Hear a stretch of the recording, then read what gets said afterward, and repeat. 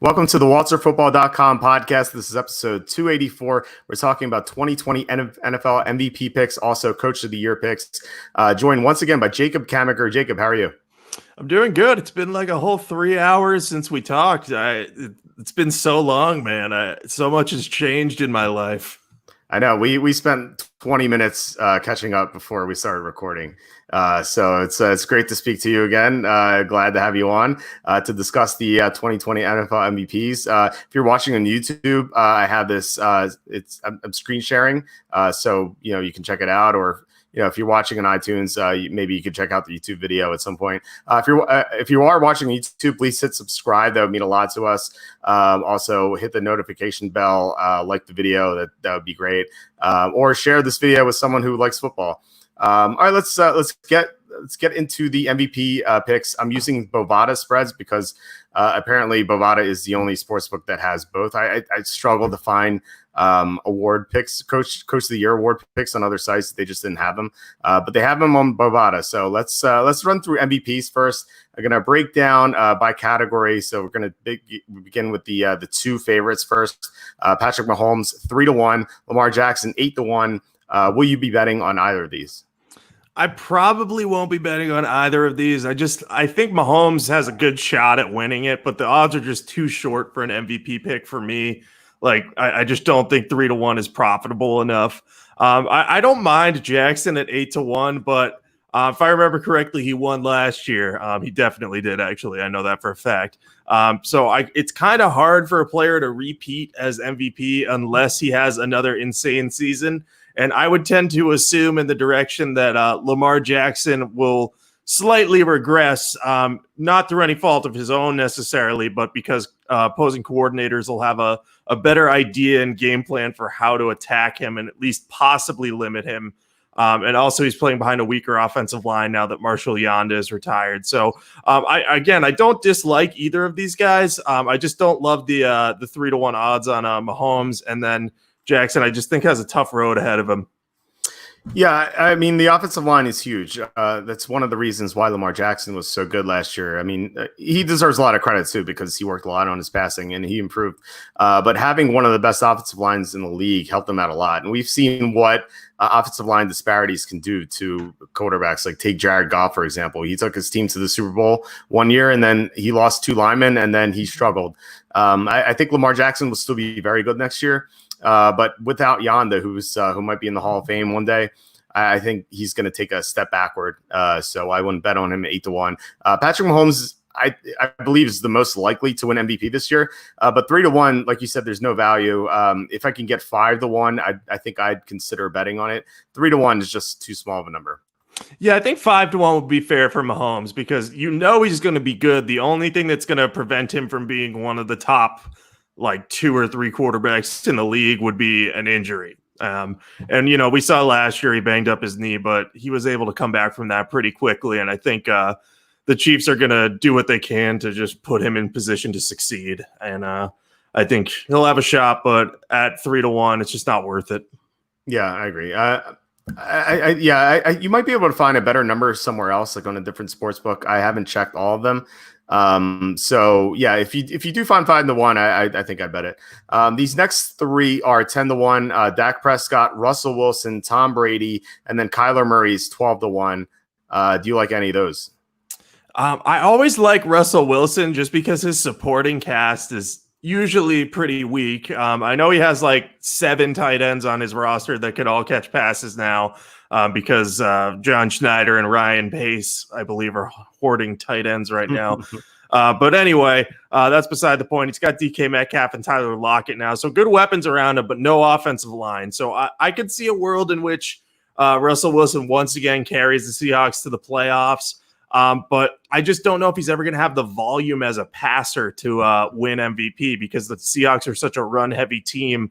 And the big thing about Russell Wilson is his efficiency. So I think if he were to win MVP, he'd have to have a season where he threw 28 or 30 touchdowns and didn't turn the ball over, which, could happen. He's a good enough thrower for that to be possible, but I just don't know if it's going to happen.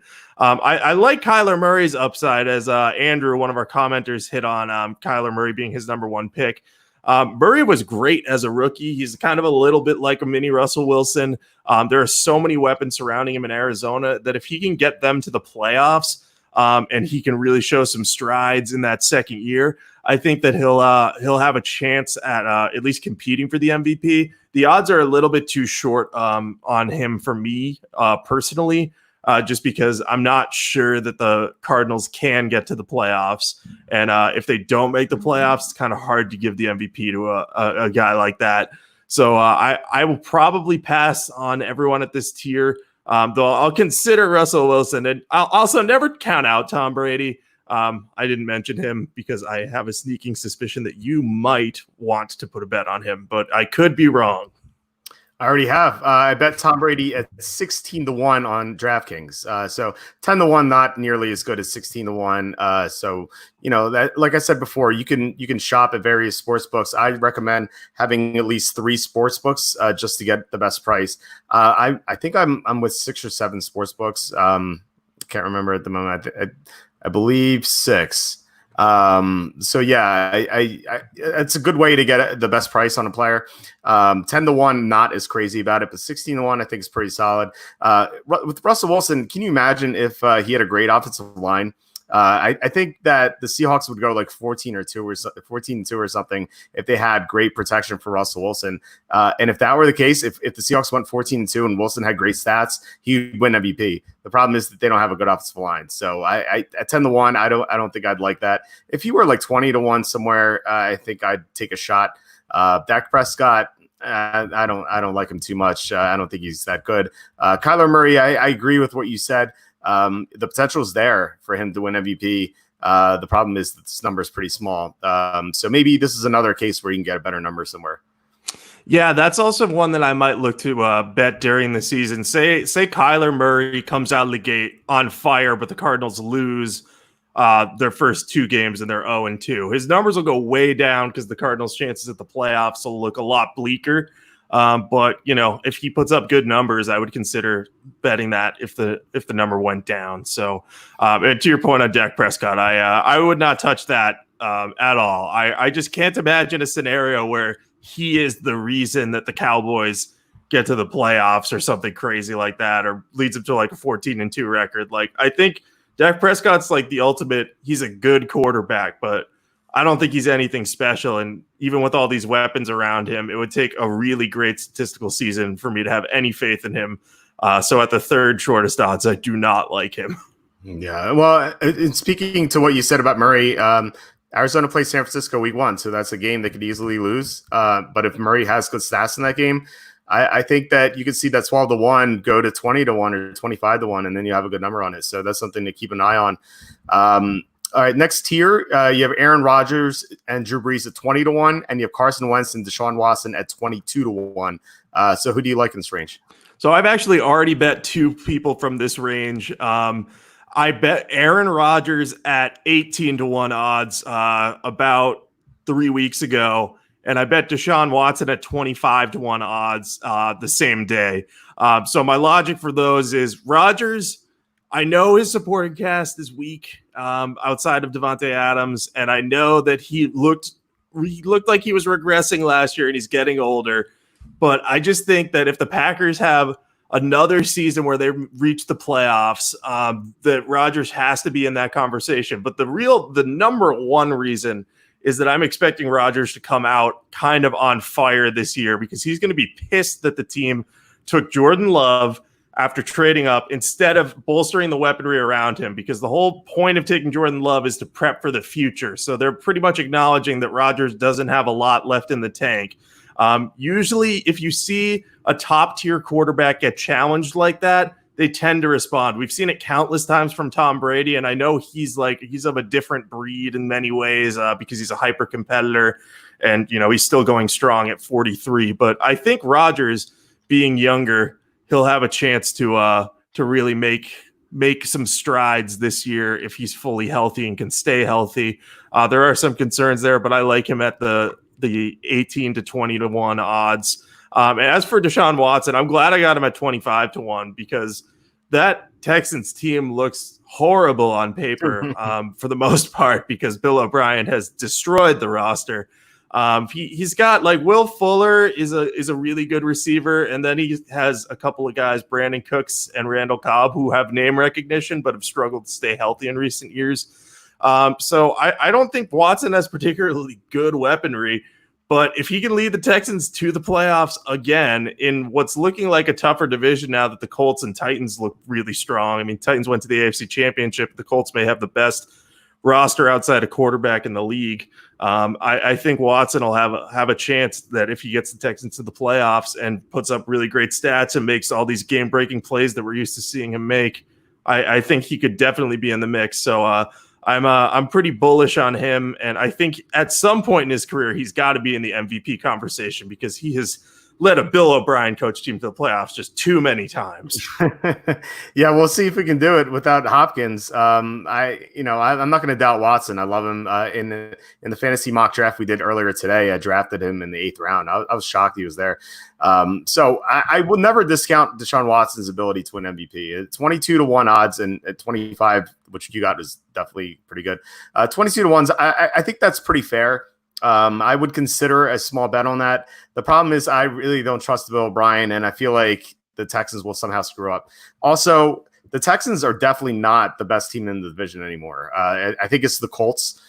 So can you give the MVP to a player who didn't win this division? I don't know how often that's happened, but it's something that, people who decide on the MVP will be like, well, he didn't win the division, so we can't really give it to him. So that's my one concern with Watson, and that also applies to Breeze. I think that the Buccaneers are the best team in the NFC South right now. So it is close, though. I think the Saints and Buccaneers are pretty much neck and neck, but I give the slight edge to the Buccaneers. So I like Tom Brady over Drew Brees. To your point with Aaron Rodgers, he has such trouble staying healthy, and I get what you're saying about him being very motivated. I could see that being the case. I could also see him checking out. Like, we saw him lose on purpose with Mike McCarthy to get McCarthy fired against that Arizona team that was dreadful. So I could see it going either way. I do think it's more likely that Rodgers comes out on fire, but this Packers team has they really don't have anything. They lost the right tackle, Brian Bulaga, so their line's going to be worse. They have no second receiver. It's Alan Lazard right now.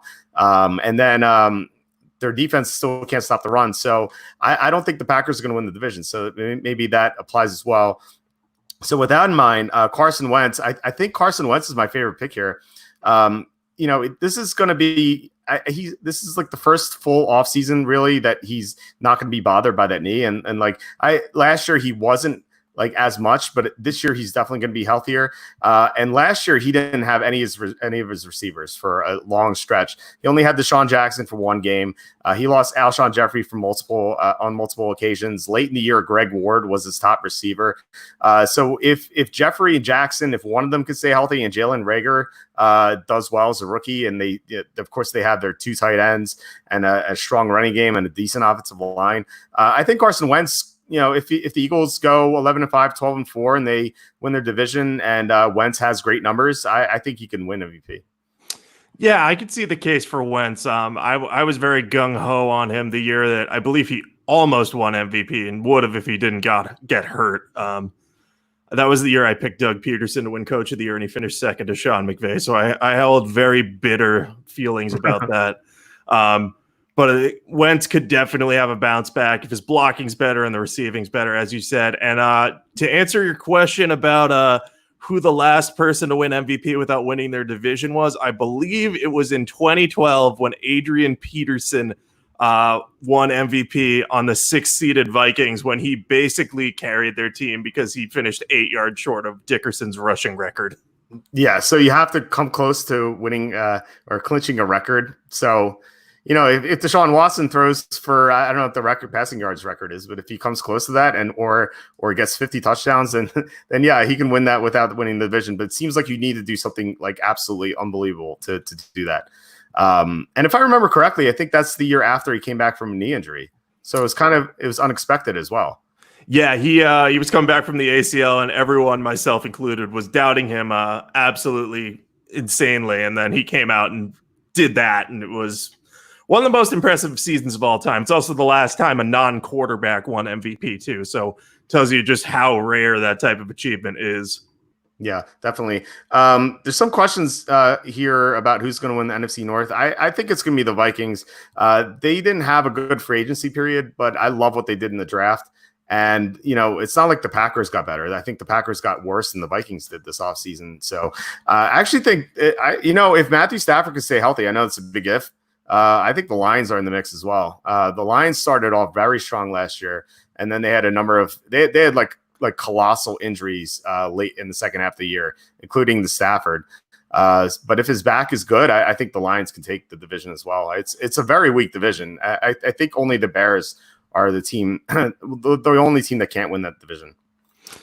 Yeah, I would agree with that. I think the Lions are the sleeper. I still might favor the Packers, but again, I'm like super bullish on Rodgers. So it's going to be really interesting to see which arc he takes, because he could take the Mike McCarthy, I'm going to lose this on purpose arc, or he could, come out and do the Tom Brady redemption, I've been doubted storyline. So we'll see what happens. Yeah, and remember, Rodgers doesn't have a great injury history. So if he goes down like he has many times in the past, it's going to be the Vikings or the Lions. All right, next group, Josh Allen, 25-1, Baker Mayfield, 28-1, Jimmy Garoppolo, 30-1, and Christian McCaffrey, 33-1. Do you like anyone in this range? I'm not like wild about anyone. If I had to pick someone, it would probably be Baker Mayfield. I think the 28-1 number is pretty good. I know he regressed really badly last year, but he didn't have good protection. And he had lost his quarterbacks coach, Ken Zampese, who made a pretty big difference for him during his rookie season. So I'm thinking that Baker could bounce back with better protection. He has good receivers too. I mean, he's got Odell Beckham.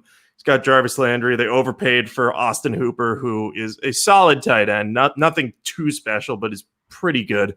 So I like the potential of Baker Mayfield. I don't mind Josh Allen either, but he's got to make some big strides as a passer, so I'm not going to bet on that. I just think the Bills have a good chance of winning the AFC East. So if we're looking for division winners, he would be a solid bet, but I don't know if he does enough in terms of scoring to change things. I think they're going to be kind of a run-heavy team behind Devin Singletary. So I was talking earlier about quarterbacks getting worse with offensive line regression. I think Baker Mayfield's the opposite. He struggled last year. He was pretty bad. I've been rewatching the 2019 season, and he had some like very bad passes. Like it's just like very disappointing to see him struggle so much. But now he has Jedrick Wills at left tackle and Jack Conklin at right tackle. I think the Browns are going to be better as a result, and Baker Mayfield could make some strides. I don't think it's out of the question that they win the division. I don't think they will. I think it'll come down to the Ravens or the Steelers, but I think there's definitely a chance that it happens. And if so, Baker Mayfield is definitely going to be in the conversation. With Josh Allen, I think he's slightly appealing. The problem is I don't know if he's going to have the passing stats to get there. Although he can have like a big rushing year, kind of like Lamar Jackson. So I guess that can happen. I think Josh Allen's like not the worst play at 25-1. I wish that were like 35 or 40-1. So maybe you can get a better price. Garoppolo, no way. I'm touching him. The Niners are so run heavy that Garoppolo, even if the Niners had a great record last year and Garoppolo wasn't even in the discussion. So I don't see how that changes. And then McCaffrey, I think his volume goes down a little bit this year as they try to preserve him. I think late in the year when they're like, 2, 3, and 11, like, is he going to get any carries down the stretch? I really don't think so. Yeah, he'd have to have like a 3,000-yard season for a 2-14 team in order to win the MVP. So I'm like very much avoid McCaffrey because I just don't think the Panthers are going to be good. Yeah, I agree. All right, next range, Ben Roethlisberger and Phillip Rivers, both 35-1, which is kind of cool to see them have the same number because they're from the same draft class. Drew Lock and Joe Burrow, 45-1. So do you like anyone here? I would like, I probably would like to trust Drew Lock the most of these guys because he's coming from that second year leap type thing. We saw Drew Lock play really well down the stretch last year. He's got a good arm. He was viewed as raw coming into the league. But he has a pretty solid team. The Broncos did a lot to upgrade his receiving core.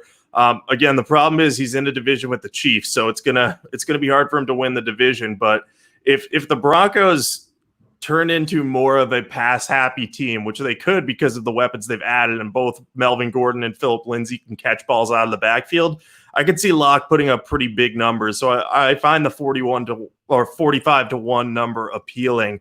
The only concern I would have is, if they go more run heavy defensive style, or if Locke just isn't quite ready to make that leap. So I don't know if I'll bet that one, but I'll at least think about it. I also like Phillip Rivers a little bit at 35-1, just because the roster that surrounds him is so good. And last year the Colts were 7-9 or 6-10 with Jacoby Brissett and Brian Hoyer. So if they're able to go like 11-5 or get to 12-4 and win the division with Rivers, I could see that being enough to get him MVP. The concern there, though, is that the Colts may go run heavy because they have Jonathan Taylor, Marlon Mack, Nyheim Hines. So they have a bunch of guys who can do stuff out of the backfield. So I don't know if the passing numbers will be there for Rivers, but I do like him to an extent. I wouldn't trust Roethlisberger because of his injury history, and I wouldn't trust Joe Burrow just because I think it's just too hard for a rookie to win MVP unless they have an insane season.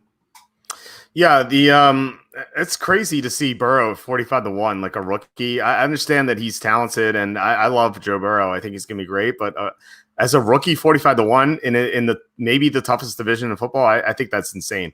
That number should be like 80-1, and even then, I don't know if I'd bet that. Drew Lock, I could see the second year thing. I like the other second year quarterbacks more, and it's interesting. My favorite second year quarterback is not even not even priced as well as Drew Lock or Kyler Murray. So I guess you can tell who I like. Phillip Rivers 35-1. I agree with what you said. Not only with the supporting cast he has, but he also has with the running game. He also has a great defense too. Now with DeForest Buckner, I think Rivers is going to have lots of big leads, and he's not going to have to throw as much. So I don't see his numbers being very high. So I don't think he's going to win it. Roethlisberger is at least interesting to me. Like if he were 50-1 or 60-1, I think I'd consider betting it. 35-1 is not a great number, but if he can stay healthy, and we haven't seen him play a healthy game in 2 years, but if his arm is definitely okay, like he has some great talent around him with Juju Smith-Schuster. I like Deontay Johnson, James Washington took a big step last year. Their offensive line's very good, and I like that team overall. So if Roethlisberger can stay healthy, I think the Steelers can win the division, and that kind of qualifies him as a potential MVP. Although I think it's more likely he wins Comeback Player of the Year, but that's another matter. Yeah, that would be probably a good bet. I imagine he's the favorite for that award. In fact, and I could scroll down on my Bovana. Yeah, he's favored to win Comeback of the Year at 2.5-1, and then Rob Gronkowski is 3.25-1. So no surprise there. But yeah, I agree with you though. If the odds were longer on Roethlisberger, I would like it because he matters so much to the Steelers. Yeah, those numbers aren't great though. 2.5-1, 3-1. It's not worth betting. All right. Next group. The next three are 50-1. Ezekiel Elliott, Matt Ryan, and Matthew Stafford, and then you have Derrick Henry 60-1, and let's throw in Kirk Cousins 60-1 as well. So who you like in this range?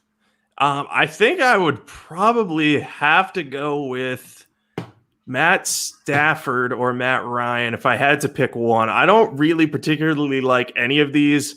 I don't think Ezekiel Elliott's going to get enough volume to be an MVP running back candidate because I think Dak Prescott is going to throw a fair amount. And Derrick Henry, we talked about this on the fantasy football mock draft. He had 400 carries, including the postseason last year. So he is due for a little bit of a rest, or if he keeps getting that volume, he will be an injury risk. So I wouldn't trust either of those numbers. And then I don't trust Kirk Cousins. I think if the Vikings are going to be good, it's going to be defense and run game. We saw them trade Stephon Diggs because he was so frustrated with Kirk Cousins. So I wouldn't trust that. Stafford has the injury he's dealing with, but if he somehow was able to lead the Lions to a division title, it's possible that he could win that. I don't know if I'd bet it until I know more about his injury. And then as for Matt Ryan and the Falcons, I think they're in too tough of a division for me to trust them. Ryan could put up massive passing statistics. He did a little bit last year, but I just don't think that they're going to compete with the Saints and the Bucks enough to justify him as an MVP. So I guess if I had to pick one, Matt Stafford, but I'm probably not going to bet on anyone in this range. Before I get to that, Tony's asking if I could hire Jacina Anderson. She's a free agent, apparently. I didn't know she was let go by ESPN. If so, I think that's a mistake. She's one of their best reporters. I don't know why she was let go. I would love to hire Jacina, but I think she's out of my price range, unfortunately. All right. Out of this group, I kind of like Matthew Stafford. I really like. First of all, the NFC North sucks. I think it's the worst division of football. So I think the Lions can win this division. Second, if Stafford's healthy, like he has such a great supporting cast around him. He has Kenny Golladay, Marvin Jones, Danny Amendola, TJ Hawkinson, DeAndre Swift, Kerryon Johnson. Like these guys, there's so much talent on this offense. Their defense is okay. It's not like great, but it's not good enough for him to have leads most of the time. So he's going to have to throw a lot in some games. So his numbers could be high. We've seen him post some great stats if he's healthy. I think he has the potential to get there. So if the Lions do well, they have some easy games on their schedule in that division. If the Lions finish 11-5, which I think is possible if they remain healthy, I think that Stafford could take the MVP. I wish we were getting like 65-1, 70-1. So if you can find that somewhere, I think I'd bet it. 50-1's not great, but I think it's at least worth considering. I might bet a little bit on it, like maybe half a unit. Try to win the 50 to win 2,500. That sounds like pretty good to me. So yeah, I think I'd do that. Matt Ryan, like you said, a very difficult division. So I don't think he's going to get there. Elliott, I don't know. They have so much firepower on their offense. I don't see how Elliott gets there. Derrick Henry, like we discussed, and I agree with you on Kirk Cousins. He shouldn't be 60-1. Kirk Cousins should be like 90-1, really. Yeah, he's not the driving force of that offense. Like, let's not kid ourselves here. A good comment by Bagley. Why did ESPN fire her? She was a great reporter. I just answered my own question. So, yeah, I should have known. That was very dumb on my part. I should have known why ESPN fired her. All right, next group, Jarrett Stidham and Saquon Barkley, both 75-1. And Dalvin Cook and Ryan Tannehill, both 80-1. Let's throw in Daniel Jones, too, 90-1. So, who do you like in this group? Okay, before you added Daniel Jones, I was going to say that was my least favorite group because, like, I wouldn't have bet any of those. The only one I would even remotely consider would be Jarrett Stidham, but even that, like, he'd have to have a massive year for him to be an MVP consideration, and I don't think that'll happen. But Daniel Jones, I really like. I actually have already placed a bet on him. I got him at 100-1 odds on DraftKings a few weeks ago, so I'm very happy about that. I just think if you look at what he did last year, he had some pretty huge games against bad defenses, and other times he looked like a rookie. I mean, we see that all the time from first-year quarterbacks. I think he has the path similar to Carson Wentz, who in his second year really would have been the MVP if he didn't get injured. I think Jones has a ton of weapons around him, from Golden Tate to Sterling Shepard to Darius Slayton to Saquon Barkley. He's going to have no shortage of people to target, and Evan Ingram too, if he can stay healthy. And the offensive line got better because they spent the 4th overall pick on Andrew Thomas, who should upgrade either right or left tackle, depending on where they're playing him. So I think if you look at his supporting cast, you look at how the Giants are positioned in their division, the NFC East is not very strong, and they could challenge we've talked about this before. They could challenge for a playoff spot. I don't think it's a guarantee, but if you see the Giants come out of the gate strong and looking really good on offense, and they can find their way a little bit on defense, I think that they're going to be in good shape, and I think Jones will be in the MVP mix. But it's going to be interesting to see if Jones can make that leap. And more than anything else, he needs to avoid turnovers, get the ball out of his hand quicker, and avoid strip sack fumbles, because that was his biggest weakness as a rookie. But I think he has all the tools needed to make that leap. Again, I'm just using the Carson Wentz comparison. So at these odds, I mean, I think it's ridiculous that he's 2 times less likely to win MVP than Drew Lock. Like, I think that Jones is much more likely than Drew Lock to win MVP. So I'm all over Daniel Jones here. Yeah, how's Jared Stidham more favored to win MVP than Daniel Jones? I don't understand that at all. I like you got him at 100 to 1, but 90 to 1 is still great to me. I think he can definitely take the MVP. What you said about Carson Wentz in his second year was just that's what I was going to say. I think it's a great comparison, same division, no less, and I think the Giants are. I think I would favor them to win the NFC East right now. I know it sounds crazy to say, but I love the Giants this year. I think they could win 11 games, maybe 12. I think they're going to be a very strong team, come out of nowhere. They're going to be like this year's 2018 Bears or last year's 49ers, like a team that won like 4 games the year before and just came out of nowhere to win the division. I think they're going to be this worst to first, although the Redskins were worse last year, but still, so it's kind of the same premise. So yeah, Daniel Jones definitely by far, I think, is my favorite play. Even 90 to 1, bet a half unit to win $4,500. Like, sign me up for that. Like, it sounds great. The other guys in this range, I agree. I wouldn't bet them. I can't. I don't know. I can't really. Maybe Saquon Barkley, but I would rather just bet Daniel Jones. Yeah, I think you could justify Barkley, especially where we're both high on the Giants. But the way to justify that would be like, he'd need like a 2,000-yard season and for Daniel Jones to be really efficient as a passer. And I don't know if that's going to happen in that way. I think the Giants are better poised to be a well-balanced team as opposed to a run-heavy team, especially they're not super strong on defense, especially on the pass rush. But maybe they'll sign Jadeveon Clowney or something and, really give themselves some extra hope this year. Yeah, Clowney would be great. I like the rest of their defense, though. They added James Bradbury, Xavier McKinney, and Blake Martinez. I think those are a strong trio to add to their defense. They already had a strong defensive line. It seems like their only weakness is edge rush. So I think overall they're great. They seem great to me. Let's get to the long shots. These are all 100 to 1 or higher. Cam Newton and Jared Goff both 100 to 1. Aaron Donald, Jameis Winston, Nick Bosa 150 to 1, and then JJ Watt, Khalil Mack 200 to 1. Any of these you're going to take a shot on? Probably not. If I had to pick one, I probably would go Aaron Donald, because if a defensive player is going to win, it's going to be the best defensive player in the NFL. The only way probably that Donald would win would be by getting the league's sack record and leading the Rams to a surprising finish in their division. I think, we talked about this a little bit earlier. If a player is going to get MVP and not be on a team that wins their division, they have to break a big record. So, I mean, could Donald break the sack record? I think it's possible. I don't think it's likely, but I'd consider it at 150 to 1, maybe put a tiny bet on it, but I probably will mostly steer clear of these because the number we got on Jones is enough of a long shot that I just would rather root for that to play out than track defensive stats on a Rams team that might be worse off without Wade Phillips. Yeah.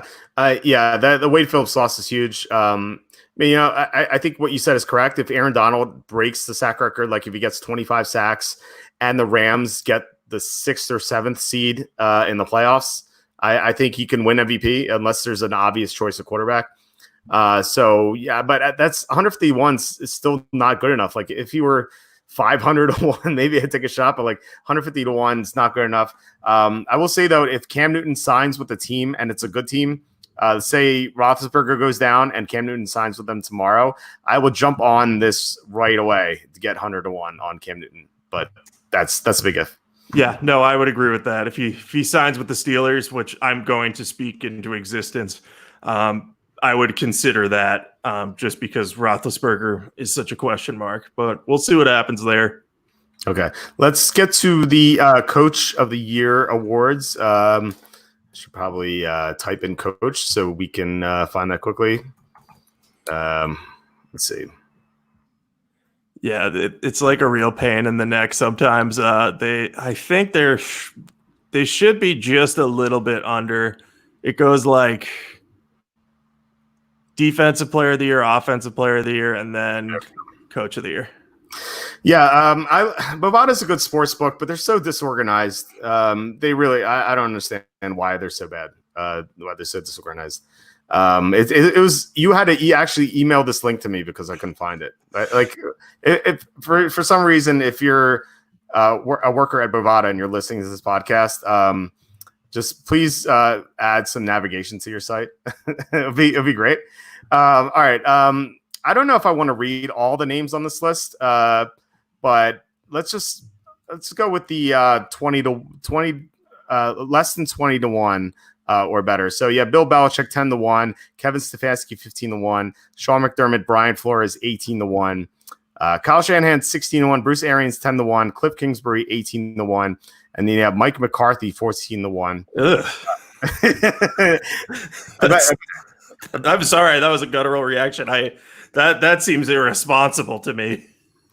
If Kenny were allowed to bet, I think he'd be betting that one. Just kidding, Kenny. So what do you like here at less than 20 to 1? Less than 20 to 1. I'm kind of a fan of Cliff Kingsbury this year. I think the Cardinals may have a chance to get into the playoffs. I think for Coach of the Year candidate, you have to look at a team that, was pretty bad the previous year and has a big turnaround. And I don't think the Cardinals were all that bad, but they were picking in the top 10. But I think they have the talent needed to at least compete in the NFC West, one of the toughest divisions in football. And I think they could be a wild card team. They had the number of the 49ers a couple times last year with a weaker squad. So I think after adding DeAndre Hopkins, that could really spark the Cardinals a bit. So I like Kingsbury a bit there. And I think of the sub 20 to 1 guys, he's the one that I would probably want to go with the most. I don't hate the idea of betting Bill Belichick at that number either. Because if there was ever a year to give it to him, it would be if they won the AFC East this year and got into the playoffs with Jarrett Stidham at quarterback, because I do not have any faith in Stidham. But so I guess Kingsbury is my favorite, and then Belichick of this group will be my second favorite. I agree. I think Kingsbury's probably the best pick here, although that division is difficult. You have the 49ers and Seahawks. I think the Cardinals are the third best team in the division, but they're not that far away from Seattle, I think, and San Francisco is only a little bit ahead of Seattle. So, if the Niners and Seahawks suffer injuries and Arizona doesn't suffer injuries to their tackles primarily, I think they could take the NFC West. It's not out of the question. So if that happens, I think Kingsbury will win MVP, Coach of the Year. So 18-1 is pretty good. I think that Mike McCarthy, just kidding. I would say that I that's probably it. Bruce Arians, if he had a better number, like if he had 15 to 1, I think I'd bet it. 10 to 1's kind of low. Maybe you can find a better number in Arians elsewhere.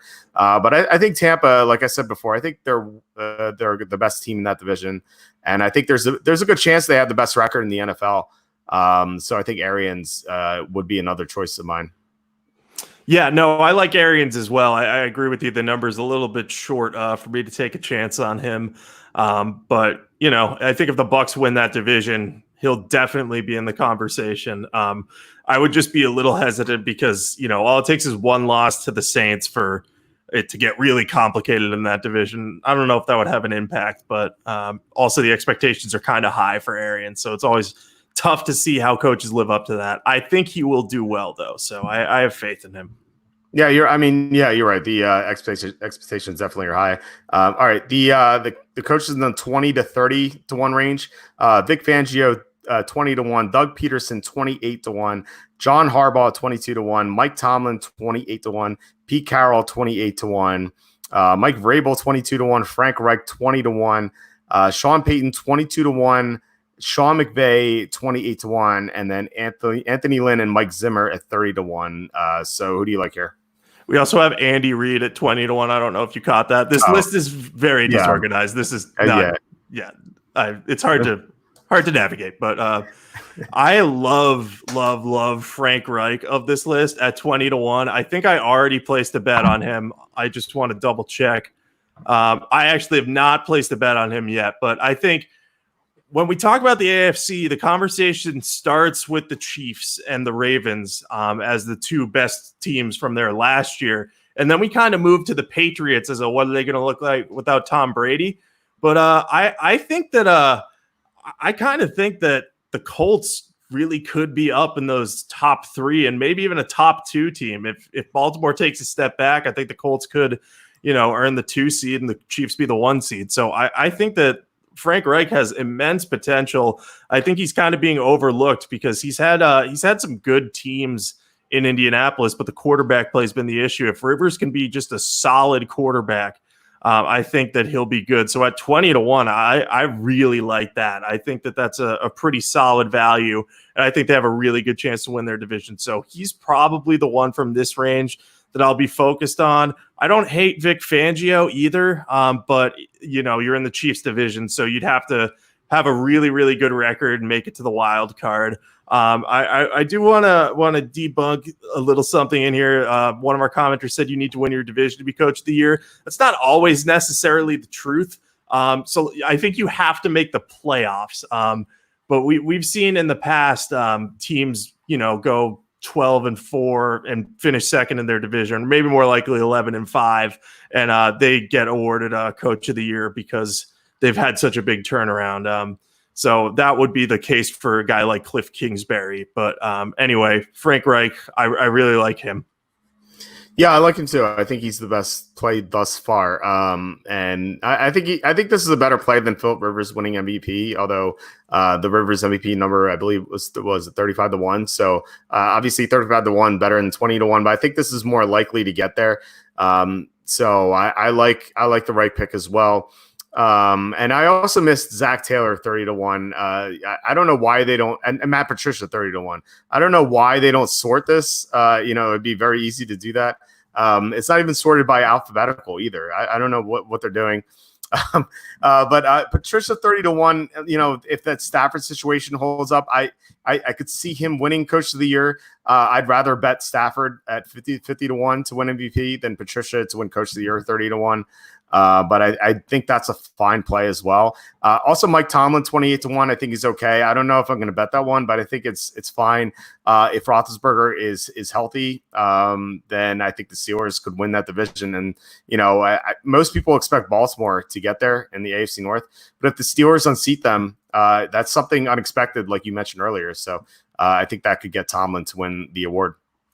Yeah, definitely. I could see Tomlin. He was in the coach of the year discussion last year, actually, when he had Duck Hodges and Mason Rudolph at quarterback, and they almost snuck in as the 6th seed. And I think if they had gotten into the playoffs, I think that he might have won the award. I don't know if you would have taken it from Harbaugh, but I would have at least considered strongly voting for him. But that's just what I think. But we'll see. We'll see what ends up happening there. But I do like the theory that Mike Tomlin could finally get his due, especially after what he was able to do last year. I like Tony's thinking here. Bill O'Brien wins coach of the year and executive of the year. What a horrible parallel universe we'd be in if that were to happen. All right, let's see if I can mention all the ones.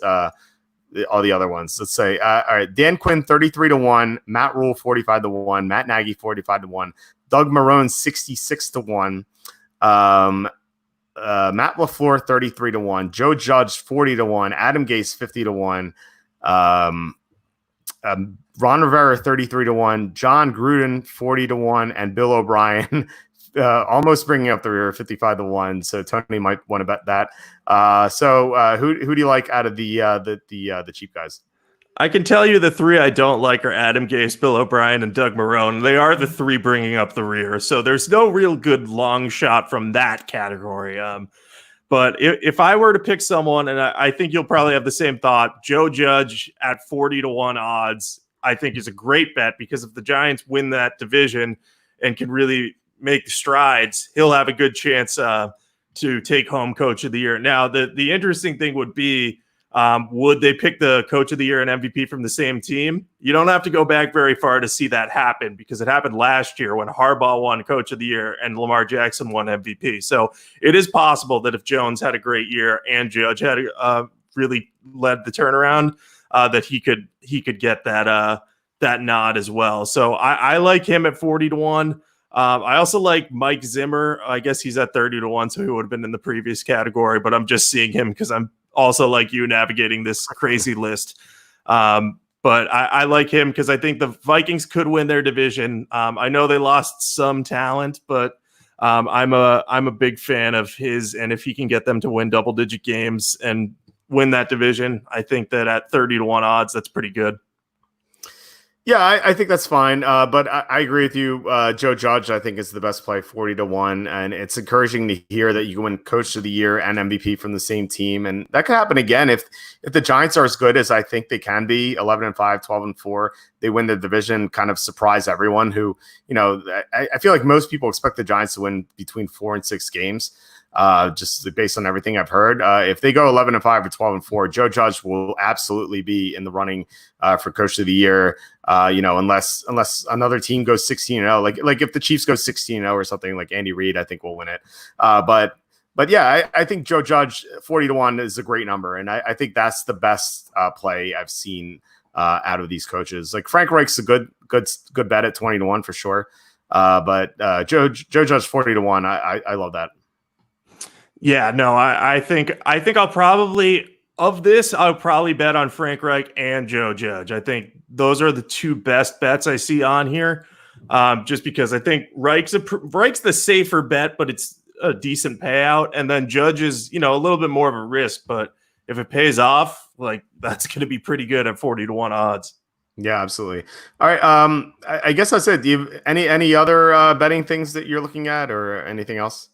I haven't been looking at anything else too much yet. I usually focus on Super Bowl winner, MVP, and Coach of the Year this time of year.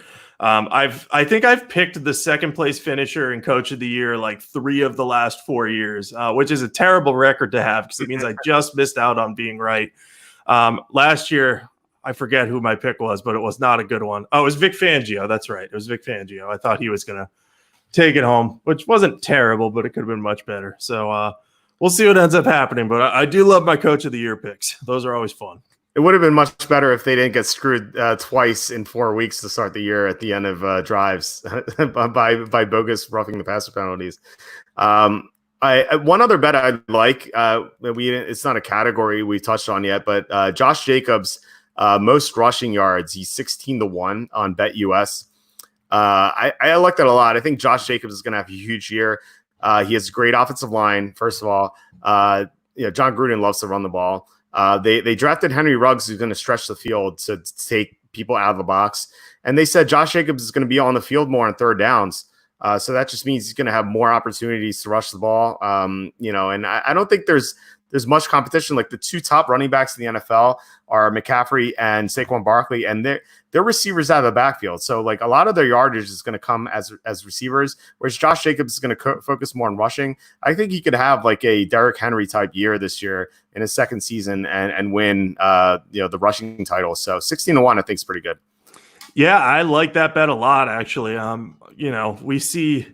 We see these guys from Alabama too. They are pretty used to carrying a full load. I know Jacobs was a little different because he didn't get a lot of carries in college, but after carrying the load for the Raiders last year, he may be ready for that bigger workload in more games. So I think all the points you've hit on are definitely good. And also he'll be playing a couple of teams that are suspect against the run at times twice a year. I know the Chiefs got much better in that regard down the stretch. So maybe they're not as weak as before, but I think the Chargers, they'll be able to take advantage against them if they can just keep pounding the rock with Jacobs there. Yeah, definitely. All right. I guess that's it for this episode. Do you have anything to plug? No, I think I'm pretty good. Just follow me on Twitter at Jacob Camenker. I'm always down to talk football, be on there promoting this podcast, and hopefully doing some more fantasy drafts in the coming weeks too, along with Walt. And I'll be back next week, and we'll keep talking football until football's back. Yeah, can't come soon enough. I'm at walterfootball.com. We have our season previews are starting. Chiefs and Broncos are up, and the rest of the AFC followed by the NFC West. So definitely check that out. And if you're watching YouTube, please subscribe. That would mean a lot. All right, that's it. And I will talk to you next week. All right, sounds good. Talk to you then. All right, bye. Bye.